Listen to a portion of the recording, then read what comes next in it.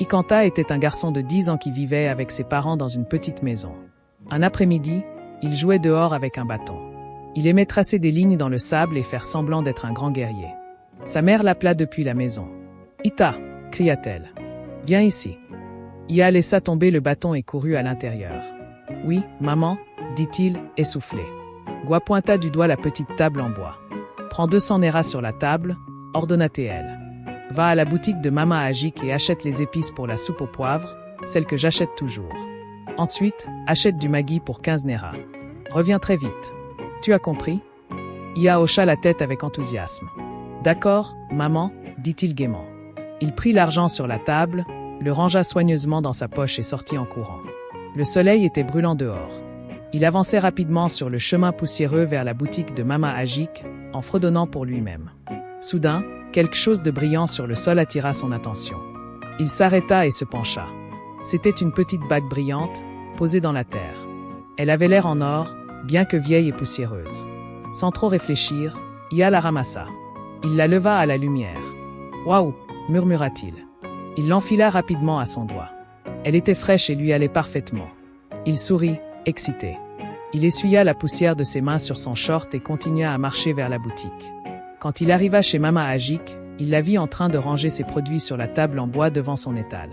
Il y avait des paniers d'épices, de tomates, de piments et de cubes Maggi empilés soigneusement. Ikanta sourit et la salua d'une voix forte. « Bonjour, Tata » cria-t-il. Mama Ajik ne le regarda pas. Elle continuait à ranger ses paniers soigneusement. « Tata, je veux acheter les épices pour la soupe au poivre que ma maman achète toujours chez toi. Et du Maggi pour 15 Nera, dit-il clairement. Mais Mama Ajik ne répondit pas. Ia cligna des yeux, surpris. « Tata » appela-t-il de nouveau, un peu plus fort cette fois. Elle ne se retourna toujours pas. Elle agissait comme si elle ne l'avait même pas entendu. Confus, Ia s'approcha. « Tata, je veux acheter quelque chose, » dit-il fermement, presque à côté d'elle. Mais Mama Ajik continua de ranger ses produits en silence. Elle ne répondit pas du tout, ni ne le regarda. Ia sentit la colère monter dans sa poitrine. « Qu'est-ce qui ne va pas chez elle ?» pensa-t-il. « Pourquoi m'ignore-t-elle comme ça ?» Il se détourna, furieux. « Je vais aller chez l'oncle Yakubu à la place, » murmura-t-il. Il marcha dans la rue, la poussière chaude se soulevant sous ses pieds. Il arriva bientôt devant la petite boutique de l'oncle Yakubu. Celui-ci était assis derrière le comptoir, comptant de la monnaie et discutant avec un autre client. Ia se sentit soulagé. « Bonjour, oncle Yakubu » le salua-t-il. Mais Yakubu ne leva même pas les yeux. Ia fronça les sourcils. « Oncle, je veux acheter du Maggi et des épices pour la soupe au poivre » répéta-t-il. Yakubu continua à parler avec l'autre client, l'ignorant complètement. Ia sentit une vague de confusion et de peur. « Oncle Yakubu » cria-t-il fort. Toujours aucune réponse. Personne ne se retourna même pour le regarder. Le cœur d'Ia commença à battre rapidement. Pourquoi tout le monde fait semblant que je ne suis pas là? Il essaya d'agiter ses mains devant le visage de Yakubu, mais l'homme ne réagit pas du tout. Ia sentit sa gorge se nouer. Il fit demi-tour et s'éloigna lentement, regardant par-dessus son épaule. Yakubu discutait encore, souriant aux clients comme si Ia n'existait pas.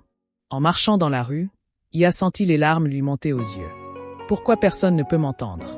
Pourquoi personne ne peut me voir? Il essaya d'interpeller d'autres passants, mais personne ne s'arrêta.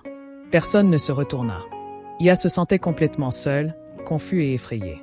Il essuya ses larmes du revers de la main. Il voulait rentrer chez lui, retrouver sa mère et lui dire ce qui se passait.